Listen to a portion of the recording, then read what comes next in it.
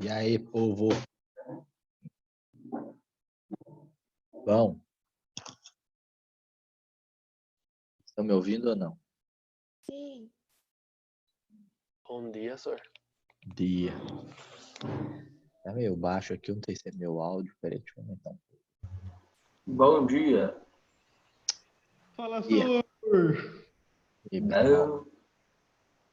Agora melhorou um pouquinho, né, o áudio. Bom também. Você estava Bom, tendo que aula bom. do quê? Tá bem, senhor? Você estava tendo aula do quê? Português. Português. Português. Português. Acabado agora ou já tinha acabado? Acabou meia hora atrás, olha. Acabou agora há pouco. Meia hora atrás? Não, também não, né? Olha o nome do Vitinho. O cara que é... Adriano, melhor que ele sabia, né? Esperar do cara que vota no Bolsonaro, né? Fazer o quê? Só cagada na vida. Eu voto? Como assim eu voto? Tô zoando, Ô, senhor, mano. quando nós Fala. vamos jogar aquele pokerzinho lá, nós vai sábado lá então? E lá onde, filho? Lugar nenhum. Ah, na sua O, goma, ir- ué. o irmão... A irmã da... Senhor, na sua goma, pode ser? Sábado? Fazer o que vocês querem fazer aqui? Não pode Fazer ficar em casa, tio. assistir um jogo. Assistir o jogo, verdade. Tem rodadas essa semana. Graças a Deus. Uma pena que os caras têm que entreter o povo de casa. Senhor, assiste o UFC, voltou. O UFC voltou. O UFC Sábado, voltou. se eu não me engano, sábado passado o cara já tomou um pau já. E aí, filho? Bom que não pode contato, né? O UFC não tem muito, né? Não, o UFC é Você isso sabe toda todo semana. mundo, né, seu anta? Tô Tem zoando. contato, mano? Espirra o sangue do cara de ser como tem contato. Ah, senhor. Tá louco? Esse tipo de espirração de sangue sempre tem, né? Então, ué. Nossa Sempre tem. senhora. Vai ter O um suor. hoje Não precisa ser sangue, não. O suor dos caras já. também. Vai ter um hoje, uma luta não, mas Ó, estão pedindo um assunto aqui. Senhor, pode conversar sobre o Enem? verdade. Todas as questões que tá rolando agora. Que questão? Me atualizem. Tô por fora. De adiar o Enem. Tem uma petição na internet Ah, pra tá. Entendi, adiar o entendi. Enem. Bom, primeiro de tudo, o Enem, ele tava com uma proposta de fazer online, né? É. Uma das datas previstas lá era que fosse feito online para evitar do pessoal concentrar porque vai gente pra caramba, né, fazer o Enem. Então, só que aí já deu BO, porque me parece que ela coincide com uma data da FUVEST e uma data da Unicamp. Aham, as duas. Então, tirando o próprio Enem, são as duas outras mais concorridas. É a FUVEST, que ela classifica você para a USP, e, se eu não me engano, para o ITA, acho que a FUVEST classifica para a USP, para o ITA, e a Unicamp, que é uma das estaduais com cara de federal, porque ela é tão grande quanto em concorrência. E aí, me parece que já não vai dar certo. E segundo é que eles estavam querendo adiar a data, porque ela ocorre em meados de outubro ou novembro, acho que é isso. Só que, assim, esse ano toda a educação tá não vou falar que tá um caos, porque a gente consegue organizar até certo ponto, mas ela tá diferente. Dá para você exigir uma avaliação tipo Enem, porque o ensino não está igual. Então tinha que ser moldado em termos de como foi esse ano. Só que isso leva tempo. Quer dizer, mal e mal os caras conseguem programar o Enem de maneira normal. Manda tempo. Aliás, uma vez a gente participou de uma discussão do MEC e de algumas outros representantes, e eles sempre fazem com um ano de antecedência. Então, por exemplo, esse ano, o Enem 2020, teoricamente, já está pronto. Esse ano, o trabalho é em cima do Enem 2021. Porém, contudo, entretanto, todavia, esse ano tivemos imprevistos, então está sendo um corre, um Deus nos acuda para adaptar o Enem 2020, porque sempre se faz com um ano de antecedência. O Enem 2020 está pronto desde o ano passado. Porque o ano passado ninguém previa nada do que aconteceu esse ano. Então, por esse motivo, tem que ter adaptações, tá? Agora, com relação a essa petição aí de assinar, participar e adiar, eu não sei até que ponto isso daí é válido. Quer dizer, sempre é válido se manifestar. Apoio em conjunto, ele ganha mais força. Agora, tem que ver se é algo oficial, se é algo dentro das normas, que está valendo mesmo. E aí cada um mantém a sua opinião, sua posição. Eu acho, assim, é muito difícil a gente tentar modificar ou adaptar alguma coisa. Eu já penso sempre no pior. Porque eu acho que se a gente se programa para o pior, nós estamos preparados para qualquer coisa. O pior, o que poderia ser? Cancelar o Enem. Imagina o que aconteceria se cancelasse o Enem. Eu não sei. Confesso que realmente eu não sei. Porque a gente tem as universidades, talvez as universidades públicas, elas funcionam por conta própria. Ela não depende do ingresso do aluno. Quer dizer, é óbvio que todo ano você tem turma nova, mas ela se sustenta aos trancos e barrancos com a receita, com o investimento que eles ganham, mas ela se sustenta. Agora, a universidade particular que usa a nota do Enem, ela tem outros mecanismos que ela pode fazer. Ela pode fazer vestibular fora de época, ela pode fazer vestibular na própria modalidade EAD, sei lá, a particular ela vai dar um jeito, filho. Que esse sim depende do ingresso do aluno, porque aí ele precisa da mensalidade, da matrícula, da renovação, porque tem aluno formando, tem aluno saindo, então é uma matrícula que deixa de receber, e ela sim depende.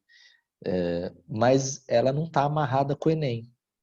Então, se pensar desse lado financeiro, eu não sei até que ponto o Enem prejudica, porque particulares conseguem fazer os próprios vestibulares. Antigamente era assim. O Enem, de uns 10 anos, 15 anos para cá, que o Enem existe e mesmo no começo, nem toda universidade usava o Enem. Que realmente usa o Enem para suas aprovações é de uns 6, 7 anos para cá, vai. Antes o Enem, na verdade, ele surgiu como uma prova para você avaliar o ensino médio. Ele é uma prova para você avaliar o ensino básico. Aí o governo da época instaurou que, por que não aproveitá-lo para unificar o vestibular? Porque na época que eu fiz vestibular, por exemplo, a gente já existia até e aquele que faz no primeiro ano, no segundo ano, faz por etapa, sabe? Tem aquele que não me fugiu o nome na cabeça agora. Já existia até esse. Já existe escola, senhor? Não. Já existia escola. Não existia nono ano. Nono ano não existia. Eu fiz até a oitava só. Aí, já tinha esse de você fazer o primeiro ano, segundo ano, terceiro ano, aquele por etapa, né? Aí no final você juntava as notas e aí já tinha uma média. Só que começou quando eu estava no segundo ano. Então eu não consegui fazer isso por etapa. Eu fiz o vestibular normal mesmo.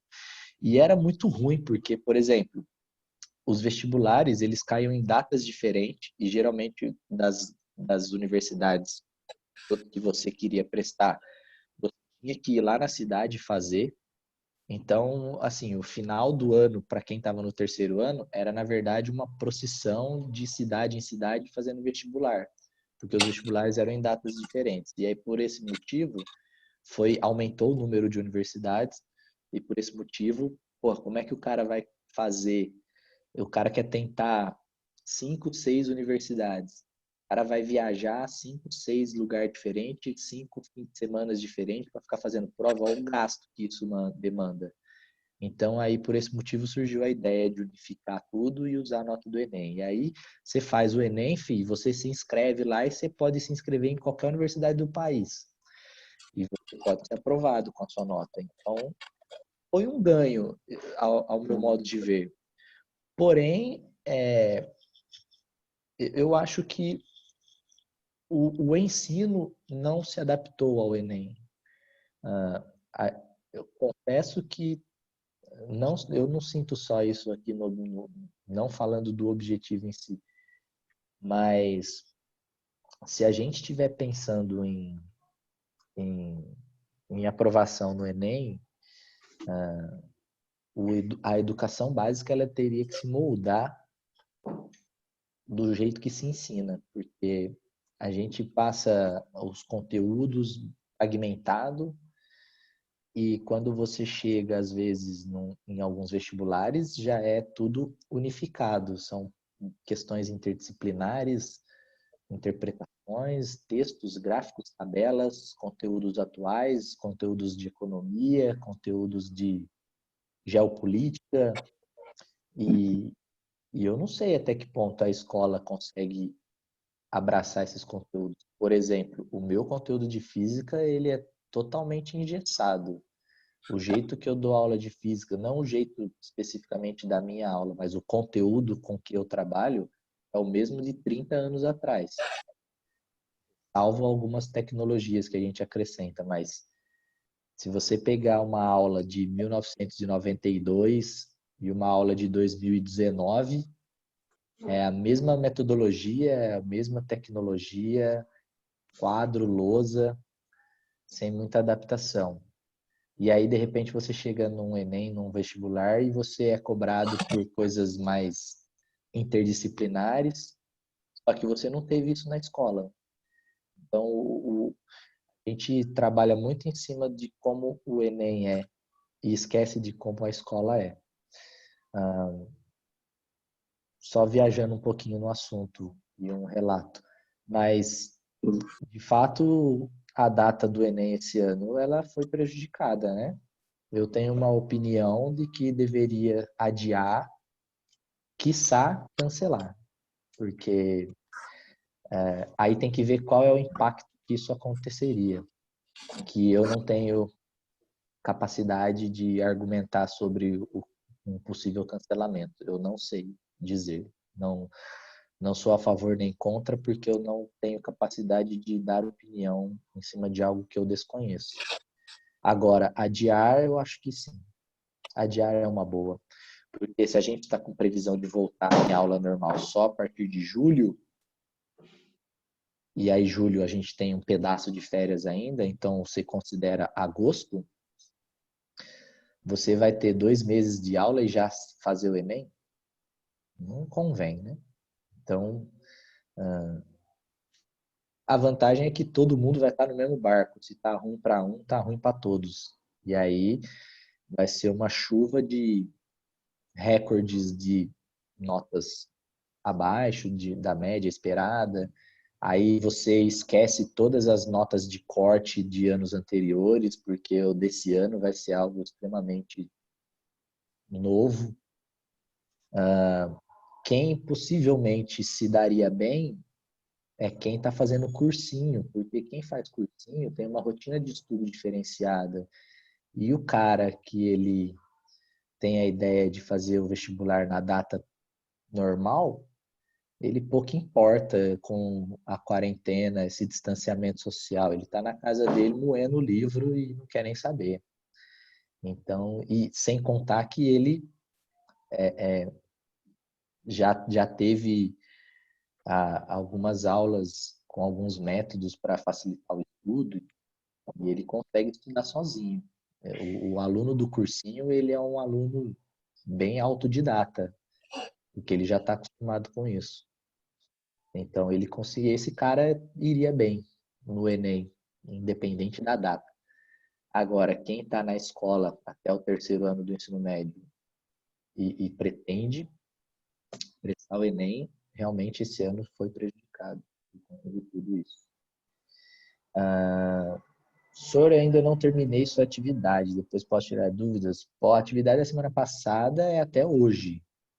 Se você estiver falando da atividade dessa semana, é até domingo. Então ainda tem tempo. Agora, se for de hoje, eu acho que Senhor, peraí. Atividade. Dessa semana até domingo? da semana vigente, sempre até domingo que você tem que fazer. Ô, louco! Então a atividade dessa semana é semana 2. A atividade da semana 2 até domingo, dia 17. É dia 17? Não sei nem olhei na data aqui. Acho que é isso aí, dia 17. E a atividade da semana passada, só da semana passada, que é até hoje. Porque começou as aulas na quinta, então aí deu um prazo de mais 2, 3 dias. Mas a partir dessa semana, sempre até domingo. Então, aí domingo encerra a data, você não consegue acessar mais a avaliativa. Segunda-feira que vem, já é a semana 3, e aí você tem até domingo da outra semana para fazer. Ô, Então, senhor, vão sempre ter se programe quantas dessas? semanalmente. Oi? Vão ter quantas provas dessas? Uma por semana. E dividimos em 11 semanas, contando que a semana passada foi revisão, uma semana, e a partir desta, mais 10. Então, são 11 no total. Uma do primeiro bimestre, a primeira semana para fechar o primeiro bimestre e as próximas 10 agora, valendo para o segundo bimestre. E é variado, tá? Vai ter semana que são 5 questões, 6, 10, 7. Não tem muita. Como é por quantidade de semana, né? E no final a gente vai fazer uma média disso tudo. Então, eu sempre tento colocar 6 ou 7, porque se colocar 5, vale de 0 a 10 cada uma delas. Se coloca 5, você erra uma, você só tira 8. Se erra duas, você só tira 6. Eu acho muito pouco. Então, eu sempre vou colocar umas 2, 3 a mais, caso você erre uma, não prejudique tanto a nota. Mas a nota final vai ser uma média de tudo isso. Então, você pode ter tirado 10 nessa primeira, na segunda, um 2. Deu uma prejudicada, mas você ainda tem mais 8 pela frente aí para buscar. Tá? Então, respondendo a pergunta, acho que nós teremos um tempinho no final da aula. Dá para tirar dúvida quem ainda tem dúvida da listinha, tá? Para entregar. Lembrando que eu consigo verificar assim que você encerra a devolução lá, dá para ver, aparece uma nota aqui para mim e aparece um tempo médio que você levou para encerrar a questão. Eu não vou levar muito em consideração esse tempo médio, porque vai que você acessou ele na sexta e você só leu e já fechou, foi fazer outras coisas e aí voltou a acessar ontem, fez mais um pouquinho, vai terminar hoje, vai lá contar para mim que você está há 5 dias fazendo o negócio. Mas não tem problema. Às vezes você fez um pouco hoje, um pouco outro dia, tanto faz. Me assustaria mais se o cara abriu lá e apareceu que ele fez em meia hora. Esse cara é suspeito. Esse ele fez em meia hora, ou ele pegou de alguém, ou ele é muito Ou chutou tudo. inteligente, ou chutou tudo. Então, porque apesar de ser de alternativa, tem que Senhor, desenvolver algumas continhas, algumas coisas. tô fazendo meio que o tempo que a gente fazia na sala. 40 minutos quase, 45. Vai dar. Pode demorar até um pouco mais do que isso, né? Se você pegar realmente, por exemplo, agora à tarde, você fala, ó, 2 horas eu vou sentar, vou fazer uma lista aqui.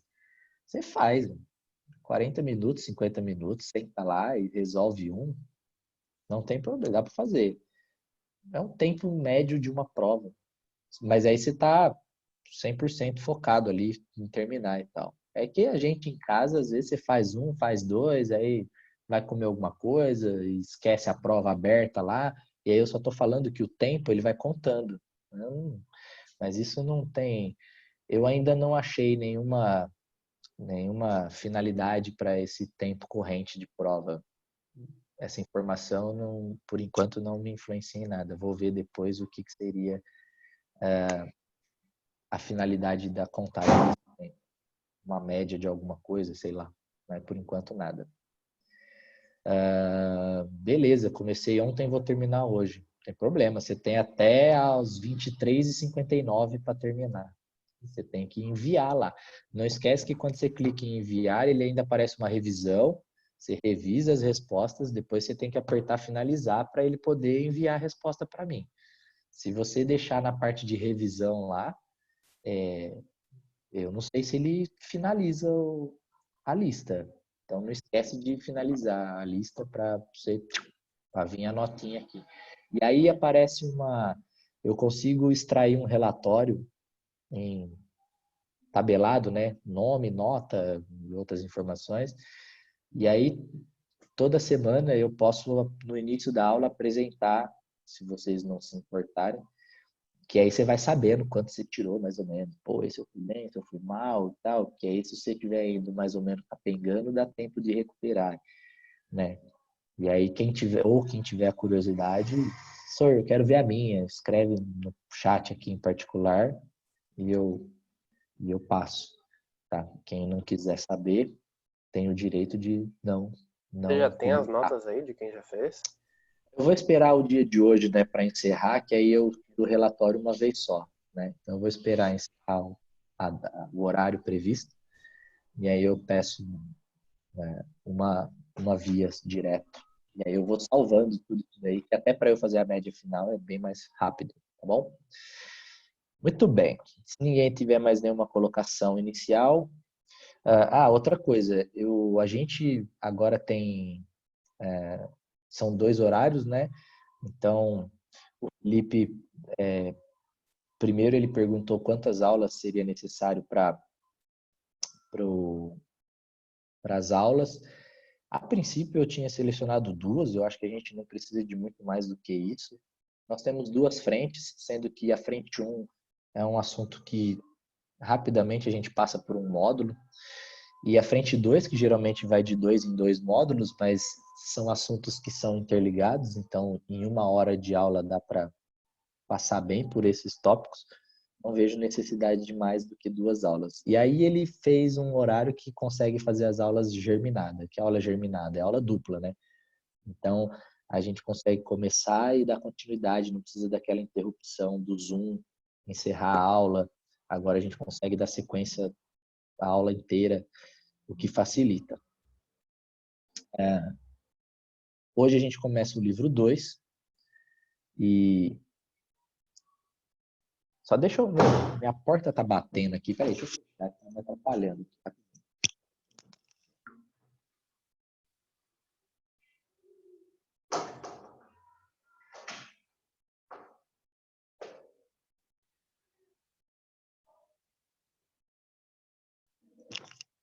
Pronto, foi mal.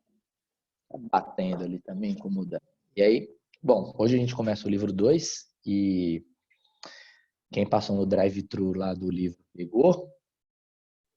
E vamos tentar passar. Eu já dividi o conteúdo do livro 2, eu já dividi em 10 semanas. Então a gente vai conseguir passar por todo o livro. A ideia é essa. Então, a gente vamos tentar cumprir o conteúdo naquela semana, porque se não der tempo de terminar hoje, eu nem sei o que vai acontecer. Vai sair acumulando para frente. Porque, por exemplo, a semana que vem já tem lista de exercício para a semana que vem, já está pronta. Não tem a matéria dessa semana. Então, e aí na semana que vem, se eu der aula dessa matéria, eu não dou aula da matéria da semana que vem, você não consegue fazer a lista da semana que vem e vira uma bola de neve. Então vamos tentar sempre cumprir com o cronograma, porque já está a pauta de todas as semanas já está pronta, a lista das semanas está mais ou menos pronta, eu sempre acrescento alguma coisa antes de enviar, mas se eu não me engano, física tem até a semana 4.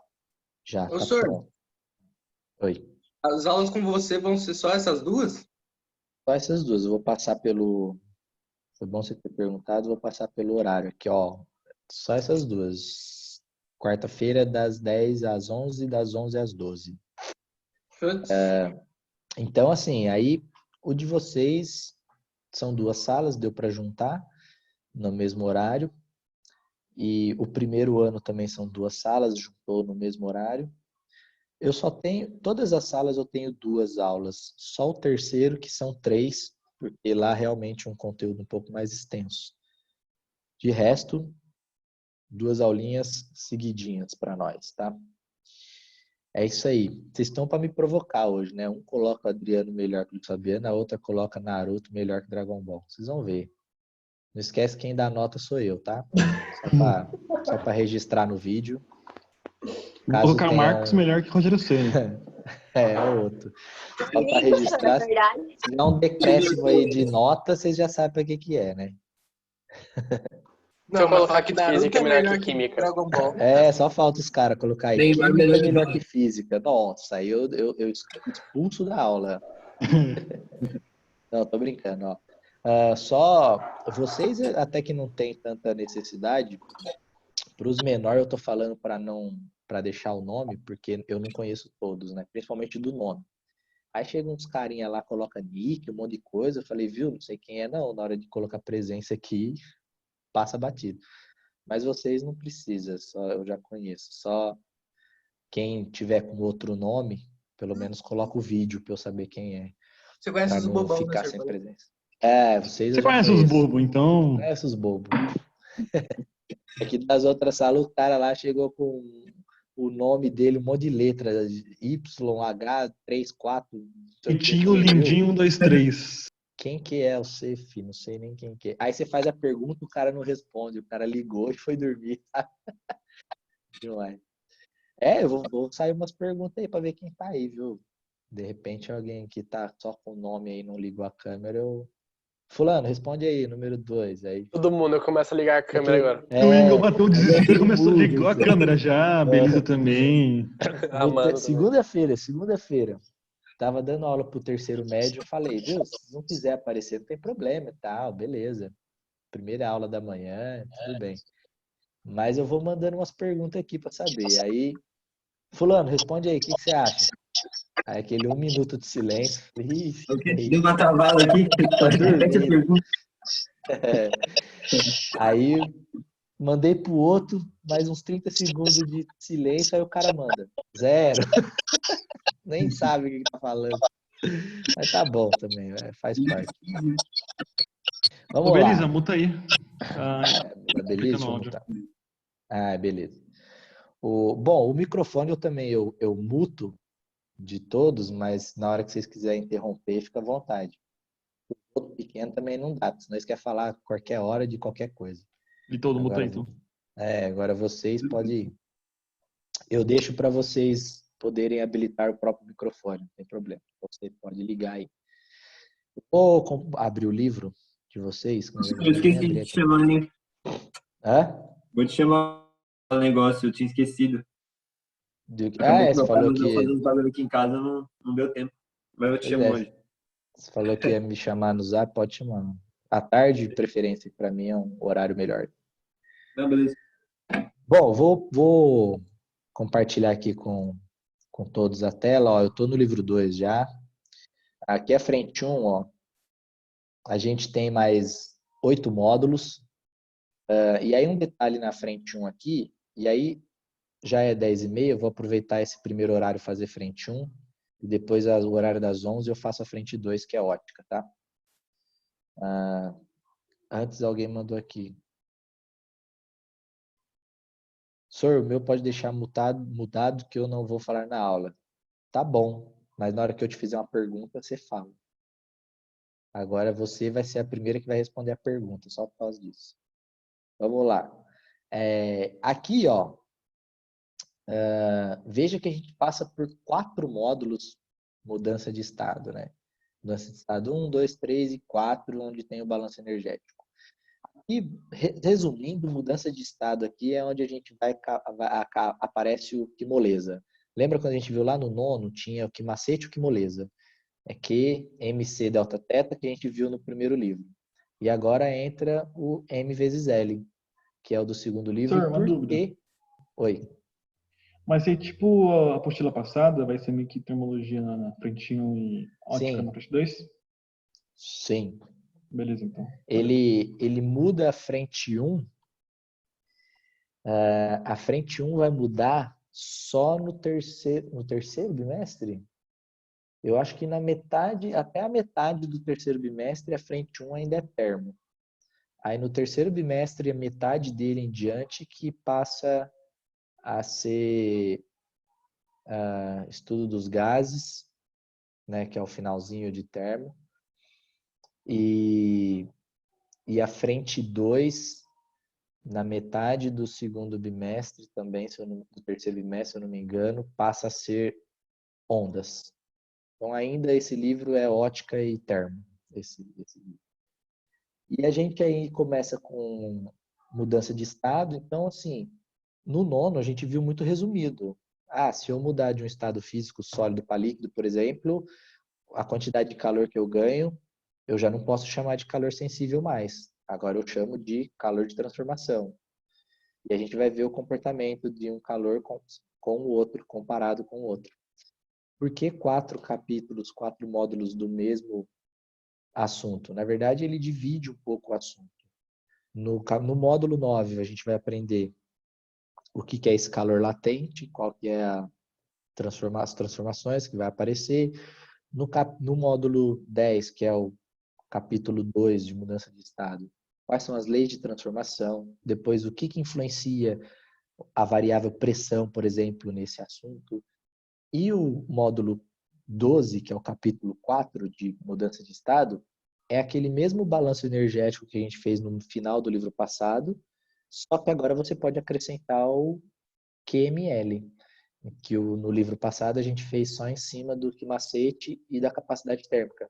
Agora o balanço energético vai ser geral.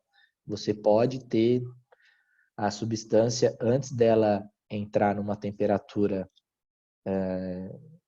de equilíbrio, ela pode ter sofrido uma transformação de fase. Então aí entra todas as equações no balanço energético. E aí o fim da frente 1 é muito tranquilo, que a gente vai ver 3 processos de transmissão de calor: condução, convecção e radiação. Que a gente viu um pedaço também, se eu não me engano, no nono. E aí o módulo 16 é só exercício referente a o 13, 14 e o 15. Tá? Então, assim, eu não me preocupo muito com essa frente 1 no segundo bimestre, porque se for o caso, questão de tempo, eu digo, tempo de aula, dá para pegar 2, 3 módulos aí e juntar numa aula só, bem tranquilo, tá? Então a gente vai ter bastante tempo para argumentar a frente 1. E a vantagem é que sobra um pouquinho de tempo para a frente 2, que a frente 2 aí depois, aqui no segundo horário, eu comento sobre ela.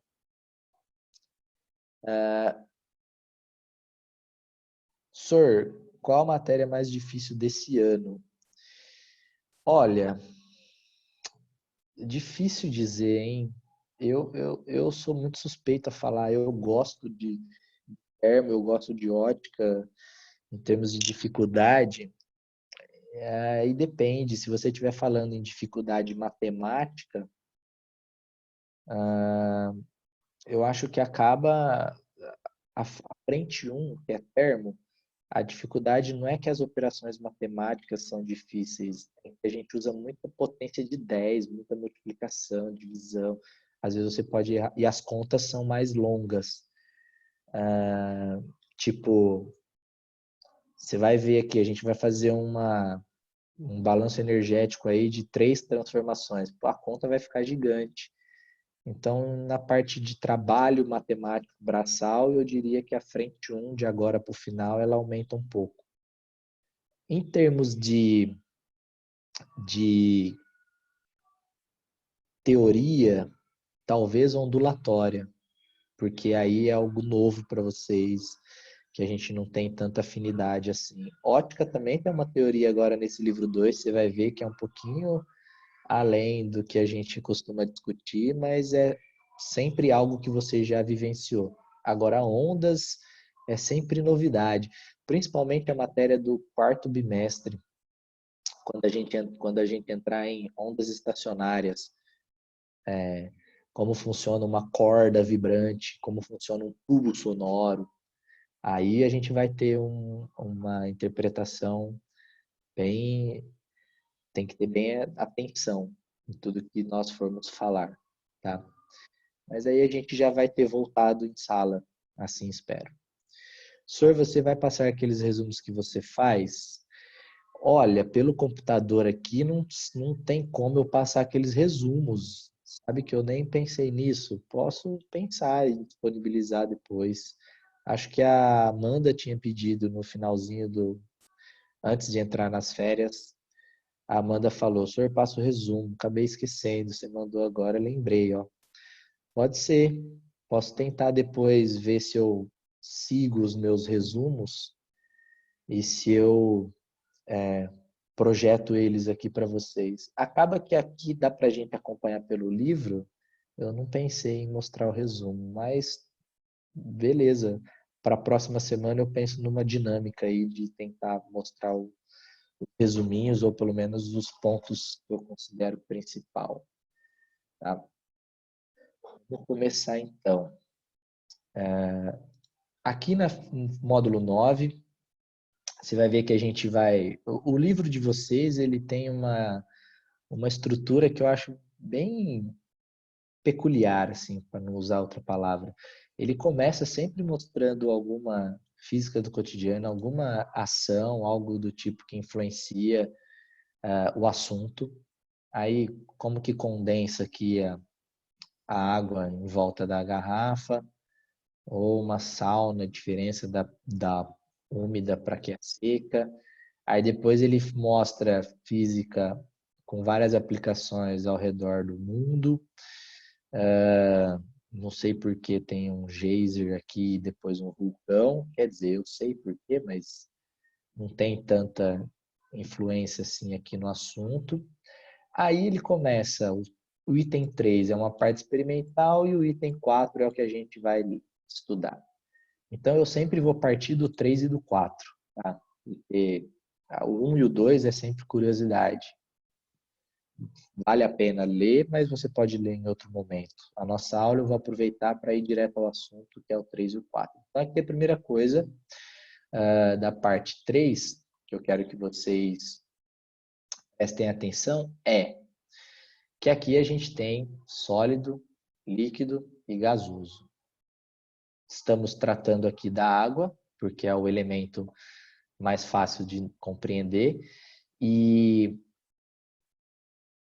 as temperaturas padronizadas na escala Celsius também é em cima da água, então por isso que é bem mais fácil de compreender. Por exemplo, nós temos o gelo que é a fase sólida até 0, e depois a gente vai ter mudança de fase da água só em 100 graus, né? Que é as duas temperaturas que tem aqui. Ao longo desse módulo 9, 10, 11, 12, você vai ver que essa temperatura de mudança de fase, ela pode ser diferente, tá? Como assim, então, o gelo pode derreter em outro valor que não seja 0? Sim, pode derreter em um valor diferente de 0. Então a água não vai evaporar a 100 graus? Não, ela pode evaporar a 75 graus, por exemplo. Ou ela pode evaporar a 120, 130. Como é que a gente consegue isso? Então aí vocês vão ver a influência de outra grandeza nesse aspecto. Já adiantando, é a pressão que influencia, tá? Então, mas a princípio, sabendo que muda de fase, tá ótimo. Então você vai passar de sólido para líquido, o processo chama fusão. Você vai passar de líquido para gasoso, vaporização, e essa vaporização temos 3 modalidades: evaporação, ebulição, calefação. Qual a diferença entre elas? A velocidade com que acontece. Evaporação, mais lento; ebulição, uma velocidade média; calefação, instantâneo.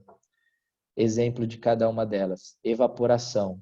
Você pega algum pano, alguma roupa que esteja úmida, pendura no varal e deixa. Isso é uma evaporação. Lentamente ela vai evaporando e vai secando a roupa. Com o próprio sol, ou às vezes o próprio vento, consegue fazer essa evaporação. Ebulição, a água fervendo na panela. Já ainda tem água líquida lá dentro, passando pelo processo, mas aquela fervura é uma ebulição. E você já começa a ver a fumaça, o vapor saindo, e não demora muito, né? Está acontecendo ali praticamente ao mesmo tempo. E a calefação é você jogar uma gota de água na frigideira extremamente quente. Ela bate lá e na hora já evapora. Isso é a calefação. Então, a vaporização é a única que você tem 3 maneiras de ocorrer de acordo com a velocidade do processo. Senhor, Aí você... Oi. que nem você falou ali da questão da velocidade e tal, tem a variável da pressão. Por isso que a maioria dos exercícios que a gente viu agora envolvendo água e transformação de estado da água, ele falava de a pressão 1 atm, né? Então, porque a gente ainda não está variando a pressão, né? Então, Aí quando ele fala, por enquanto, todos os exercícios, até esse módulo 9, acho que o módulo 9, a partir do 10 já muda, mas até o 9 ele considera a pressão 1 atm. Ou ele vai falar CNTP, condições normais de temperatura e pressão. E é porque ele não quer que a pressão influencie no processo, por enquanto. Tá? Então, aí quer dizer o quê? Quer dizer que você vai manter a temperatura de mudança de fase padrão. Então, ela vai evaporar, no caso da água, 100 graus mesmo. No caso do sólido para o líquido, 0 graus. Então, as temperaturas elas vão continuar nesse padrão. Quando a gente começar a variar a pressão, essas temperaturas de mudança de fase, elas mudam junto. Por enquanto, não vamos deixar isso acontecer. Tá? Aí sempre vai estar afirmando no exercício, condição normal de pressão. Então, quer dizer que ele está sinalizando que as temperaturas de mudança de fase continuam padrão. Tá? Aqui nesse desenho só faltou a volta, né? Então, por exemplo, vapor de água para líquido. A gente pode falar que é uma liquefação, vai se tornar líquido, liquefação. No caso da água, você pode colocar condensação. Então, a água, ela vapor para líquido, ela condensa. O vapor condensa. Mas o nome do processo mesmo é liquefação, tá? E você tem de líquido para sólido, que esse é o mais fácil lembrar, solidificação, tá? E você também tem o que faltou, que é de sólido para vapor direto e vapor para sólido direto, que é o sublimação. Sublimação, tá? Então, gravem o nome desses processos. O nome, na verdade, é simples gravar, mas o interessante é você saber de cada processo se ele recebe calor ou se ele fornece calor, ou se você retira calor dele, tá? Então, todos os processos que mudam de fase no sentido sólido para líquido para gasoso são processos que recebem calor, né? Você esquenta o material, você fornece energia para ele, para você conseguir quebrar as ligações das moléculas e aí você transforma ele de sólido para líquido. Mesma coisa de líquido para gasoso. Você fornece calor para ele, fornece energia e ele passa de líquido para vapor. Todos esses processos endotérmicos, tá? E a volta, você tem vapor e agora você quer líquido. Então, você vai retirar calor da sua substância. Retirar calor, você pode falar que resfriou, né? A gente usa o termo de resfriar, mas o que é o resfriamento? Nada mais é do que você tirar calor daquela substância. E quando você faz isso, esse processo, a substância, durante esse processo, está perdendo calor. Então, é um processo exotérmico, tá? Então, endotérmico, recebe calor. Exotérmico, perde calor. Processos endotérmicos, fusão, vaporização e a sublimação. Processos exotérmicos, liquefação, solidificação e a sublimação de vapor para sólido. Tudo bem? Então, processos que vai de sólido, líquido, gasoso, endotérmicos. Processos que vai de gasoso, líquido, sólido, exotérmicos. Ok? E aí eu puxo um detalhe para essa imagem aqui, que é exatamente o que vai matar o nosso módulo, fechar o nosso módulo na discussão, que é, ó, aqui, quando você está mudando de fase, ó, ele sai de líquido, de sólido, se funde e vira líquido. O calor que ele recebeu, calor latente, que é o que nós vamos aprender agora. Aqui, ele continua recebendo calor, porém ele é líquido, mas ele continua líquido, ó. Ele simplesmente mudou a sua temperatura, certo? Foi de 0 para 100. Então é calor sensível. Que macete. E aqui ele volta a receber, ele continua recebendo calor, porém agora o calor que ele recebe vaporiza, transforma ele em vapor. Calor latente. É o que moleza. Então, ó, em termos da quantidade de calor Q1, que ele colocou Q1, Q2, Q3. Q1, que moleza. Q2, que macete. Q3, que moleza de novo. Certo? Se tratando da água, né? Se você quiser saber o calor total da transformação, aqui, ó, calor total, soma todas as etapas. Então, você não pode deixar nenhuma etapa passar. A primeira etapa é derreter o gelo, que moleza. A segunda etapa aqui, ó. Ó, vou grifar aqui também, ó. Olha lá, ó. Etapa 1, que moleza. Etapa 2, que macete. Etapa 3, que moleza. Só que o que moleza da etapa 1 e 3 são diferentes, né? Por motivos óbvios. Uma está indo de sólido para líquido, a outra de líquido para vapor. Quando você vai de sólido para líquido, o L, o valor L é diferente do L de vapor de líquido para vapor. E está aqui embaixo na tabela, ó, da água principalmente, que é o que nós estamos lidando aqui em cima, ó. Então aqui nesse primeiro que moleza, ó, ele até grifou aqui, ó, L de fusão. Ó, eu vou tirar aqui, eu vou grifar só o Lzinho aqui, ó, esse e esse, ó, que é o mais interessante, ó. Olha lá, ó, L de fusão. Então esse L de fusão e ele vale 80, segundo aquela tabelinha, pelo calor, né? Pela água. Se outra substância, o valor é diferente, assim como a gente tem o álcool, alumínio aqui embaixo.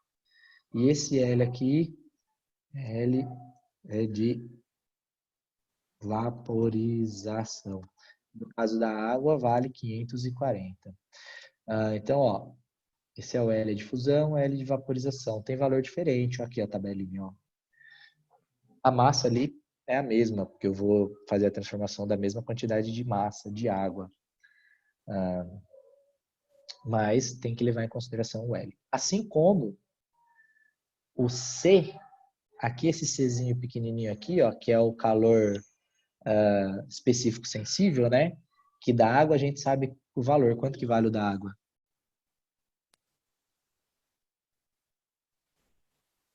Quanto vale o calor específico da água? Então, é isso que eu queria discutir. É 1 se for da fase líquida. Porque se você fazer a observação aqui, ó, essa primeira equação, eu estou transformando o gelo em líquido. Aqui eu estou variando a temperatura do líquido, né? Então, eu uso o Czinho específico para o líquido. Ué, como assim? O calor específico sensível da água é diferente? Sim, depende da fase que ele está. Vale 1 na fase líquida. Se eu pegasse esse exemplo que ele passou aí para mim e ao invés de eu partir do gelo a 0 graus, eu partisse do gelo a menos 10 graus, o que você teria que acrescentar nessa conta antes? Um que macete antes da transformação, compreende? Então, por quê? Ué, porque ele está a menos 10 e ele vai só fundir a zero. O que você faz com ele de menos 10 a zero? Você vai variar a temperatura, então você tem que acrescentar um quimacete ali antes, só para variar a temperatura dele. E quanto que você vai colocar no Czinho de menos 10 a zero para o gelo? É 0,5, não é 1. Então, o Czinho da água na fase sólida é 0,5. O Czinho da água na fase líquida que é 1. Tá? Então, não só o calor latente tem valor diferente para cada transformação, como o Czinho tem valor diferente para cada fase que a substância está. Tudo bem? Outra observação que eu faço com vocês. Aqui, esse exemplo, a gente está esquentando o sistema, né? Então, todo o processo é endotérmico. Então, o calor, o Q1 e o Q2 e o Q3 vão ser positivos. E se eu fizesse o caminho contrário, você está retirando o calor do sistema. Então, teria que ser negativo, né? Só que o quimacete sai negativo automático pela variação de temperatura. O sinal negativo vai sair ali no delta teta. Mas e o quimolesa M vezes L? Aonde que estaria o valor negativo ali? O valor negativo vai para o L, tá? Então, por exemplo, ó, aqui na água, estou tratando da água, vou continuar tratando da água. O 80, calor latente de fusão. Então, se você for de sólido para líquido. E se você for de líquido para sólido? É o mesmo valor, só que negativo, menos 80. 540, de líquido para vapor. E se for de vapor para líquido? Menos 540. Então, quando você faz a volta do processo, o processo é exotérmico, o L recebe o mesmo valor, porém negativo, tá? Então, L de fusão é igual a menos o L de solidificação. Que é a mesma etapa, só que é a volta, né? Então, você só troca o sinal. Deu para entender? Idem para a vaporização. O L de vaporização é igual a menos o L de liquefação, condensação. Tudo bem? Não sei se deu para entender aí, mas vou acrescentar um comentário aqui. O L de fusão é igual a menos o L de solidificação. O L de vaporização é igual a menos o L de liquefação. Professor, só um bagulho. O string tá tentando entrar de novo, que ele caiu. Pode entrar, ué. É que ele falou que não tá conseguindo. Deixa eu ver. Aqui não aparece nada para mim. Não aparece se ele tá tentando entrar. Fala para ele fechar o Zoom e abrir de novo e tentar acessar. Pode ser isso. Temos dúvidas aqui? Não. Os recados de que o Matheus deu problema e está tentando voltar. Beleza. Professor, uma dúvida. Uma dúvida. O que é o LL mesmo? É calor latente de liquefação. Ah, tá. É quando você vem do processo, é quando você vem do vapor para líquido.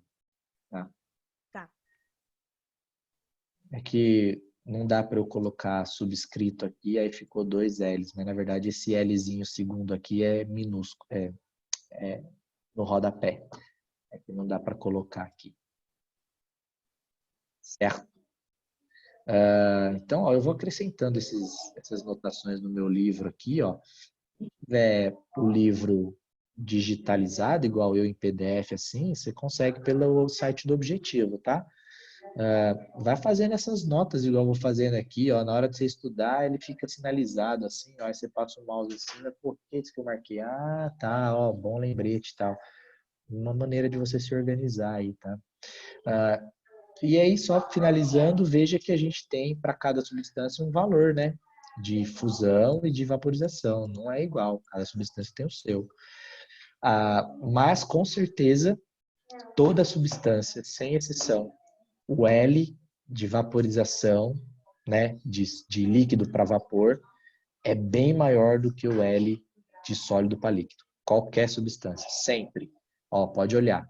Todos os L's aqui da coluna da direita são sempre maior do que os da esquerda, da mesma substância, né? Ó, a água, 80 e o outro é 540. Então, álcool, 25 e 200. Alumínio, 95 e 2050 e 500. Mercúrio, 2,7 e 70. Então, sempre o de vaporização é maior. O que isso significa? Que você precisa de muito mais energia para fazer a quebra da ligação de líquido para vapor do que você demanda de energia para quebrar da fase sólido para líquido. Então, grande chance de que a quantidade de calor durante o processo de vaporização sempre vai ser o processo mais energético, vamos dizer assim. Ele sempre vai demandar mais energia, tá? Beleza, aí temos um exemplo aqui, ó, dióxido de carbono e o aço em duas situações de transformação de fase, né? Um no estado líquido, o outro sólido para vapor e tal. Então, só imagens configurando as nossas observações. Bom, e aí tem aqui as fases, a diferença entre sólido, líquido e gás, que é o vapor. Aí depois aqui a gente já discutiu as transformações, ó, o nome de cada uma delas, que eu não vou precisar acrescentar aqui, que a gente já falou. Aqui a imagem, pô, não tinha visto essa imagem. Essa imagem aqui tá ok, ó. Aí tem a ida e a volta, ó. Beleza, é isso aí. Falando dos processos endotérmicos e exotérmicos, tranquilo. E uma coisa onde eu parei, que é aqui, ó. A temperatura da mudança, o livro fala estado, eu não gosto de usar a palavra estado, é fase. Quando a gente muda o estado de uma substância, você não muda ele só de sólido para líquido, você muda a fase, muda a pressão, muda o volume. Aqui a gente ainda não discutiu pressão nem volume, então ele não está mudando de estado, ele está mudando de fase. Ele está indo apenas da ligação sólida para a ligação líquida. Isso é mudar a fase apenas, tá? Uma coisinha. Oi. Ali nessa imagem está falando que ir do gasoso para o sólido é sublimação e voltar também é sublimação, não tem? Sublimação. Tanto sólido para gasoso e gasoso para sólido é sublimação. Tem alguns livros que ele vai falar de sublimação e ressublimação. Então. Eu confesso que esse termo eu escutei recentemente. Eu também nunca tinha ouvido ressublimação. Eu sempre aprendi que é sublimação e sublimação. Então, você pode usar para os dois sentidos. Tá? Bom, estava falando da temperatura. O que é essa temperatura? Quando você está mudando de fase, então vamos lá. A gente tem a nossa pedrinha de gelo, está virando líquido. Então, ela está na fusão. Enquanto tiver ocorrendo a transformação da fase, enquanto você tiver 1 grama de gelo, de água sólida, mudando para líquido, a temperatura durante aquele processo vai ser constante. Então, vamos lá. Você tem gelo, está virando líquido. A temperatura, por enquanto, dessa mudança é 0 graus, né? Tem gelo virando líquido, todo o calor que ele recebe não vai mudar a temperatura dele. Vai apenas mudar a fase. Só vai passar de 0 graus para 1 grau quando já não tiver sólido mais. Entendeu? Então, durante o processo de mudança de fase, a temperatura ela fica fixa. Para o ensino médio, a gente fala desse jeito. Tá? Na realidade, já existem situações, já existem substâncias que você consegue mudar a temperatura juntamente com a mudança de fase. Porém, nós não estudamos essas situações no ensino médio. Então, por enquanto, quando tiver acontecendo a mudança de fase, a temperatura se mantém constante, tá? Tanto de sólido para líquido, quanto de líquido para vapor, quanto na volta. Vapor para líquido também acontece a 100 graus.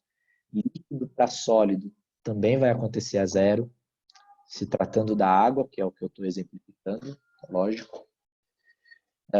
Mas a temperatura ela é constante durante o processo de mudança de fase, tá? Então, só antes de perguntar, Matheus. Então, os dois processos, mudança de fase e mudança de temperatura, nunca acontecem ao mesmo tempo. Ou você está mudando a fase, ou você está mudando a temperatura. Os dois ao mesmo tempo não ocorrem, tá? Pode falar. É que eu peguei o finalzinho que você estava falando com a Samara, eu não entendi muito bem. É que a Samara perguntou de sólido para gasoso e gasoso para sólido é sublimação, é o mesmo nome. Aqui pela imagem, ó. Tem alguns livros que aparece sublimação e ressublimação, mas tanto faz, é tudo sublimação. Quando Beleza, ele pula uma fase, é sublimação. Isso, pessoal, porque a gente aqui no ensino médio também, a gente fica preso só a essas 3 fases, tá? Porque eu lembro que eu comentei com vocês que são 6. Depois nós temos sólido, líquido, gasoso. Aí nós temos plasma, condensado de Bose-Einstein e gás fermiônico. São 6 fases que as substâncias podem ocupar. Mas nós aprendemos apenas essas 3 e a mudança entre essas 3. Mesmo porque as outras 3 são condições de temperaturas específicas. Uma é numa temperatura extremamente baixa, próximo do zero absoluto. A outra já é praticamente com combinações de campos elétricos e magnéticos. Então, são substâncias muito específicas. São fases muito específicas. Aqui são as fases mais naturais que a gente encontra normalmente na natureza. Ah, tá. Isso que eu ia perguntar. Tipo, se as outras 3 não estão no nosso cotidiano. Ah, não. Elas são... O plasma, sim. Uhum. A chama, o fogo pode ser considerado um plasma. Mas mesmo assim, não é toda... Tem que ver se toda substância pode se transformar em plasma. Eu não sei se tem alguma condição específica. Agora, condensado de Bose-Einstein e gás fermiônico são fases forçadas. A gente tem que fazer com bem a baixa temperatura, extremamente baixa. Uma dúvida aqui, senhor. Oi. Você falou sobre a mudança da fase do gelo para água e da água para vapor. E o ponto de fusão e o ponto de temperatura não muda igualmente. A neve seria também um sólido da água? Então, tipo, ela passa pelo ponto de fusão ou derreter? Sim. Só que ela tá num estado sólido, só que ela tem dimensões menores, né? Então, por exemplo, a neve, ela é a fase sólida da água, porém ela tá em pequenas partículas de sólido. Assim como você comparar uma pedra e uma porção de areia. Você entendeu? Então, a pedra seria o tamanho macro e a areia, você tem a fase sólida, mas ela bem em dimensões menores. Isso seria a neve. E ela vai derreter, essa neve ela vai derreter e ela, considerando aquilo que o Matias falou, se você tiver em condições normais de pressão, ela vai derreter a 0 graus. E aí ela só começa a esquentar quando ela já for líquido. Você esquenta o líquido, não o sólido, entendeu? Você não consegue, ele na fase sólida, você não consegue, por exemplo, eu tenho uma pedra de gelo aqui a 5 graus. Isso é impossível. Por quê? Porque ela tem que ter derretido antes, tá? Quer dizer, você até pode ter mudança na temperatura, você pode ter um gelo a 5 graus, mas aí a gente vai ver que precisa de uma condição específica da pressão. Ô, senhor, então, no caso, enquanto não muda de fase, a temperatura se mantém constante? Enquanto ela não completa a mudança de fase, entendeu? Então, por exemplo, você tem o gelo, você tem uma pedra de gelo a -15. Aí você vai fornecer calor para ela. Ela não vai derreter, porque ela está a menos 15. Ela vai aumentar a sua temperatura. Então, menos 15, aí ela vai para menos 14, menos 13, menos 10, menos 8, menos 5, menos 2. Aí ela chega em zero. Aí ela começa a derreter. Aí ela começa a derreter e mantém 0 graus. E aí a próxima uma caloria que você fornecer não vai aumentar a temperatura dela. Por quê? Porque ela está derretendo, ela está mudando de fase. E aí você continua alimentando de energia térmica. E ela vai derretendo, derretendo. Na hora que você derreteu totalmente, aí a próxima caloria que ele receber, aí leva de 0 para 1 grau, para 2, mas aí já é totalmente líquido. Beleza. E aí, pessoal, o que a gente usa para calcular essa quantidade de calor durante o processo está aqui, ó, que é o nosso, carinhosamente, que moleza. Quantidade de calor é a massa vezes o calor latente, tá?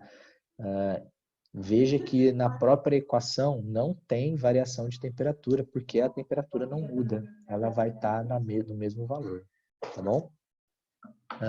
E aí chegamos ao final da nosso módulo 9, tá? Então, módulo 9, resumindo, a gente viu as fases que uma substância pode ocupar, as suas transformações, são os nomes de cada etapa, como é o sinal da quantidade de calor entre cada etapa, quem são os processos endotérmicos e exotérmicos. Aprendi que a temperatura na mudança de fase ela não pode variar e cálculo do calor para essa situação, que moleza. Tranquilo? E assim botamos fim à nossa frente 1. Tá? Tem exercícios aqui e vocês ainda têm a listinha. Ó, aqui tem um gráfico característico da curva de aquecimento. Eu não vou entrar em detalhe, porque nós vamos falar dela nos próximos módulos. Fique tranquilo, você vai aprender a mexer com esse gráfico aqui. Temos um outro diagrama também, que não aparece aqui nesse módulo, mas que mais para frente a gente vai ver também, que é o diagrama que aparece o ponto triplo da substância. O que é isso? A substância pode estar no sólido, no líquido e no vapor ao mesmo tempo. Vou mostrar para depois para vocês como é que a gente enxerga esse diagrama também, tá? Então, basicamente, aqui a gente vai aprender os exercícios aqui é você dizer sobre esses processos que nós acabamos de discutir. PF, para quem... tá escrito aqui. PF, ponto de fusão, PE, ponto de ebulição. Cada substância tem o seu valor específico. Lembrando sempre que aqui, ó, que o Matias falou, ó, ponto de fusão e de ebulição, condições normais de pressão, ó, 1 atm. Então, quer dizer, se eu fosse acrescentar a água, se eu fosse acrescentar a água nesse sistema, ponto de fusão, 0, ponto de ebulição, 100. Se você mudar a pressão, já não é 0 e 100 mais, tá? Mas, como ele colocou aqui, por isso ele coloca no começo 1 atm, então ele vai manter a pressão normal, aí as temperaturas são padrões. Senhor, a pressão e o ponto de fusão e ebulição, eles são proporcionais? Mais ou menos. Eu não diria que eles são proporcionais, mas ele tem uma relação, um pouco inversa. Inversa não, desculpa, ele tem uma relação um pouco direta. Tipo assim, o que vai influenciar nessa temperatura de mudança de fase, né? Temperatura que ele vai mudar a sua configuração. Se você aumenta a pressão, a tendência é que a temperatura também aumente. Então, vamos lá. Um exemplo, por exemplo, você tem um mecanismo ultra tecnológico na cozinha da sua casa e você não sabe, que é a tal da panela de pressão. Ela serve? Ela serve para, ela cozinha mais rápido o alimento. Beleza, isso aí é a finalidade dela, mas qual que é o mecanismo? Como ela funciona?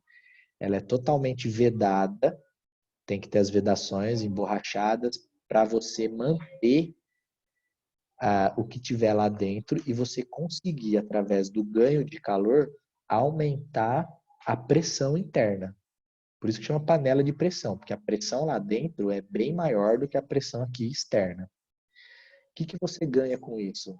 Você ganha que a água que você coloca lá dentro para cozinhar, ela não vai evaporar a 100 graus. Você vai manter ela na fase líquida a uma temperatura maior do que 100. 115, 120, até 124 graus. Algumas panelas até 125 graus Celsius. Você ainda tem a água na fase líquida. E o líquido, em contato com o próprio alimento, vai fazer com que cozinhe mais rápido. Então, na verdade, a panela de pressão, ela é estritamente para você aumentar a pressão lá dentro e você elevar a temperatura de ebulição da água de 100 para 120, 130. E aí você ganha uma faixa aí de 30 graus a mais da água na fase líquida.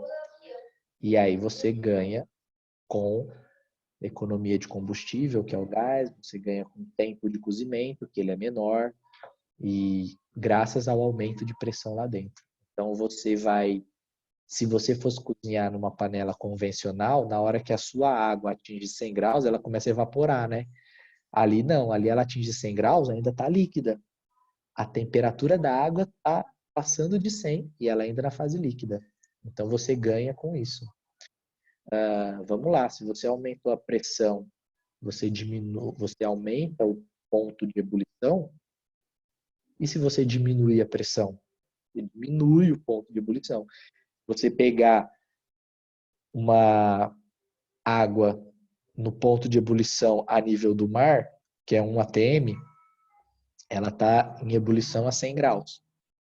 Se você pegar essa mesma panela, essa mesma água, levar lá para o Monte Everest e começar a ferver essa água lá no pico, ela vai começar a evaporar a 75, 78 graus. Por quê? Você ganhou altitude e lá no alto a pressão atmosférica é menor, porque você tem uma camada de ar bem menor acima da sua cabeça, né? Porque você deixou 8.000 metros de altitude para trás. Você tem pouca camada de ozônio acima da sua cabeça, então a pressão é menor. Tenta sempre representar a pressão atmosférica, pessoal, como se você estivesse indo para o fundo de uma piscina. Onde a pressão é maior dentro d'água? Na superfície ou lá na profundidade máxima? Lá embaixo, né? Por quê? Porque você tem mais massa de água acima da sua cabeça, pressionando toda a sua cabeça. Funciona com o ar também. Por que que nível do mar a pressão é a padrão 1 atm? Porque a gente tem toda a altitude da camada da atmosfera acima da nossa cabeça. Quando você vai para um pico tipo o Everest, Himalaia, grandes altitudes, a pressão é menor, por quê? Porque você reduz o tanto de ar que tem acima da sua cabeça, então a pressão é menor, certo? Ao mesmo pensamento, se você estiver a nível do mar, você cavar um buraco de 500 metros, a pressão vai aumentar mais ainda, porque você está indo para uma profundidade maior, você tem mais ar acima da sua cabeça, entendeu? Então, nós podemos ter pressão atmosférica maior do que a nível do mar, basta você ir para uma profundidade bem maior, tá? E é isso. Finalizamos aqui a frente 1. São 11h17, vamos tomar uma aguinha, 11h20 a gente volta, dá tempo de ir num banheirinho, quem precisar. Eu também vou tomar uma água ali. E aí, 11h20, a gente volta com a frente 2. Tá?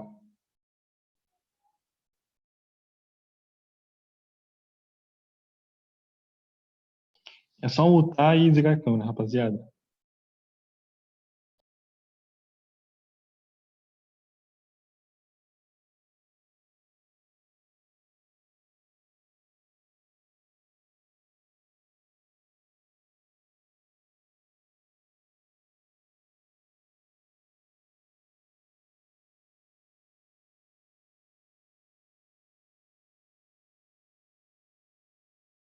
String, o que você faz pra ser tão bom assim, velho?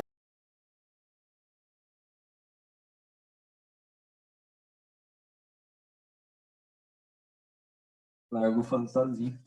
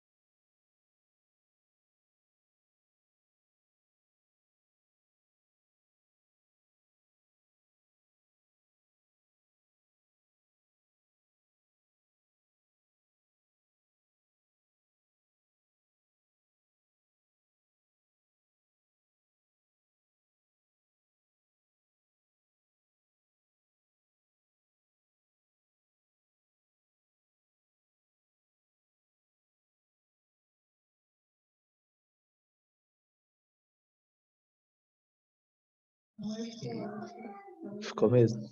É. Eu também tá por aqui e eu vou dependendo da minha. Tá aqui, volta daqui.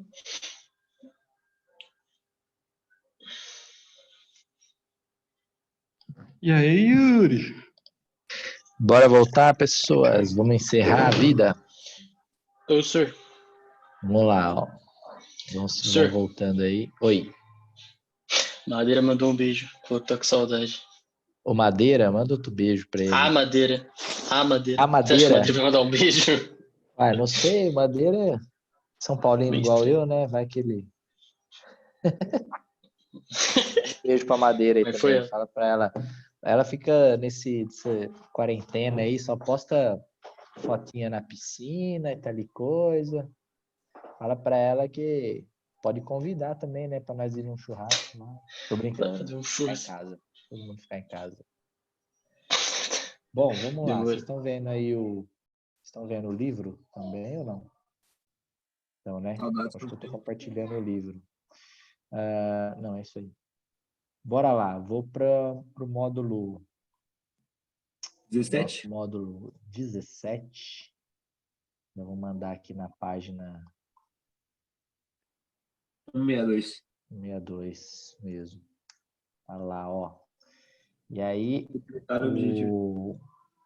o módulo 17. E aqui, como sempre, eu passo pelo tópico, né? Que está falando, está mostrando os módulos. E aí, veja que a vantagem desse livro é que os módulos é tudo de 2 em 2.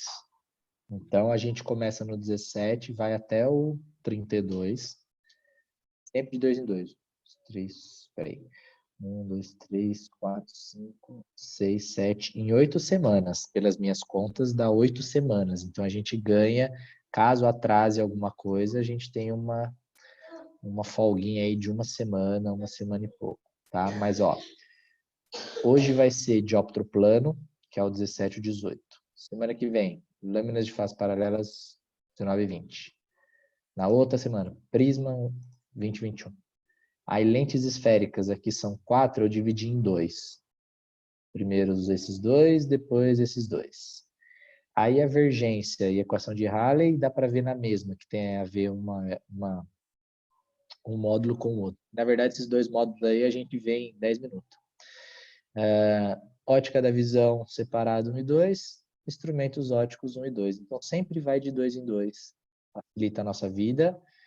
E, a princípio, são assuntos bem tranquilos. Não vejo nenhum conflito aí para frente. Talvez. E, basicamente, galera, o principal aqui para mim desse frente 2 do segundo bimestre é aqui, ó. 23, 24, 25, 26. Se aprender e o 29 e o 30, que é ótica da visão também. Então, se você pegar bem lentes esféricas e ótica da visão, belezura, tá? Não que os outros não sejam importantes. Porém, lentes esféricas e ótica da visão eu considero um pouco mais essencial nesse momento, tá? Apesar de que teve um Enem anterior aí, não sei se foi o ano retrasado ou 2017, que caiu uma perguntinha lá sobre lâmina de faces paralelas. E aí poucas pessoas conseguiram fazer. Então, de vez em quando, o Enem dá dessas. Ele pega um assunto lá do meio do negócio e manda lá. Mas vocês vão ver que é bem tranquilo, tá? Alguém tinha sinalizado alguma coisa aí? Matheus, não? Né? Beleza. Vamos lá, dioptroplano. Primeiro, a gente tem situações, igual aqui na imagem, aparece, ó, quando a gente estica, e aí livro nosso sempre traz algumas situações do cotidiano, depois ao redor do mundo. Aqui aquela situação, tipo, quando você estica a perna dentro da água, assim, você está sentado na beirada, estica a perna, você tem uma sensação de que sua perna é menor. E a gente vai ver o porquê. Porque, na verdade, a imagem que você está vendo é uma imagem virtual, ela sofre uma refração. Então, a sua perna está numa posição, a imagem está numa posição diferente da real do objeto, tá? Por isso que a gente vê o lápis dentro do copo d'água aqui também quebrado, ó. Porque a imagem que a gente está vendo é isso, porém a posição do objeto é essa. Aí o Mateusão mandou aquela: senhor, lembrei de você falando do caçador aí, do cara pescando aqui, ó. Você não pode mirar na cabeça do peixe, senão ele vai errar, ó. Por quê? Porque ele está vendo uma imagem projetada. Então ele tem que mirar um pouco para trás para de fato acertar em cima do peixe, tá? Seria mais ou menos essa a ideia, ó, a imagem que a gente vê, realmente a posição onde o peixe está. Então, tipo, quando a gente chega na beirada de alguma piscina, alguma lagoa, algo do tipo, tem uma imagem, uma água bem transparente, de fato a profundidade nos engana. Você acha que é uma profundidade, mas na verdade é mais. Porque o fundo, né, da piscina, o fundo da lagoa, ele está numa posição um pouco acima do que ele realmente está. Então, eu até vou caçar aqui uma imagem que eu tinha visto uma vez, falando de uma profundidade de um rio aqui.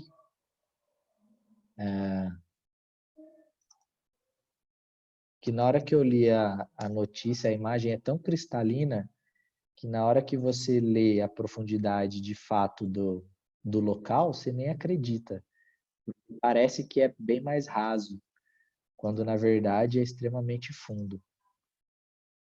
Eu vou ver se eu acho aqui a imagem para mostrar para vocês. A imagem eu achei, mas eu queria achar a que eu vi com o texto também. Eu acho bem interessante. Não sei se é essa.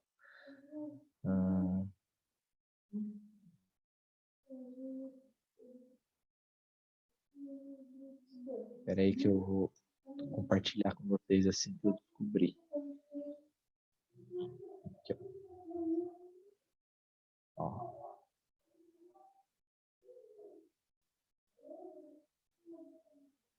Esse aqui está sem o texto. Ó, isso daqui é no... Dá para compartilhar aqui com vocês, né? Isso aqui é no... Opa, aqui não. Ó, olha essa imagem aqui, ó.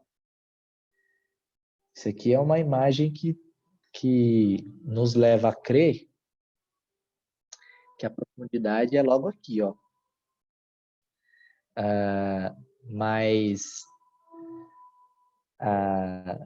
essa profundidade aqui, ela é aproximadamente 10 metros. Parece ou não? Não parece. Parece que é uns 3 no máximo. Mas você tem 10 metros de profundidade aqui, ó. Por que isso acontece? Porque a refração que o fundo do mar aqui tá acontecendo pela incidência da luz faz com que nós vemos a superfície um pouco mais elevada do que ela estaria. Assim como a ideia do livro aí do peixe. O peixe, a imagem dele está um pouco acima do que ele realmente está. O lápis, olha o lápis aí dentro da água também. A posição da imagem é um pouco acima do que ela, na verdade, está. Então, aqui a profundidade é a mesma coisa. O fundo do mar está numa posição acima do que realmente ele está. Então, aparenta ser uma profundidade menor. Cuidado que você pode ser tapeado, vai ser enganado. Tá? Só uma curiosidade. E aí, aqui, ó, outra situação de refração na parte laboratorial. Então, vamos lá. O que é... essa aqui que eu estava falando, ó, a imagem aparece acima do que de fato onde está. A gente está olhando o ponto P, ó. O ponto P está aqui, mas a gente olha ele aqui. É a mesma coisa que acontece com a profundidade ali daquele mar que eu mostrei para vocês. Vamos lá. O que é um dióptro plano? 2 meios homogêneos que são separados por uma superfície plana. Então, um dióptro plano, posso considerar o ar e a água, desde que o ar e a água sejam transparentes. O ar e o vidro e a água. Sempre tem que ter 2 meios e uma superfície linear, retilínea, separando esses dois meios. Então, isso é um dióptro plano. Na verdade, é o nome de um sistema no qual você vai ter dois meios, tá? O que me produz esse dióptro plano? Ele pode te produzir duas imagens diferentes, dependendo de onde está o observador. E aí eu coloco aqui duas situações que você pode olhar a imagem. Então, ó, a situação número 1 aqui, o observador está do lado de fora da água, tá? Então, essa imagem aqui, ó, o observador está aqui fora. Vou até escrever, tá? Ó, o observador está para o lado de fora. Beleza? E aí, o pontinho que ele vai estar pode ser aqui, ó, exatamente aqui, ó, o observador está aqui. E na segunda situação, o observador está aqui, ó, para você entender. Agora o observador está dentro da água, no caso ele usou a água e o ar, né? Beleza? Então nós temos os dois pontos do observador, ó, um na água e outro no ar. Como que eu saberia que o observador está aí? É só você olhar a reflexão da luz aqui do objeto, ó. O meu objeto é o P. P é meu objeto. Se você até escrever aí, pode escrever, ó.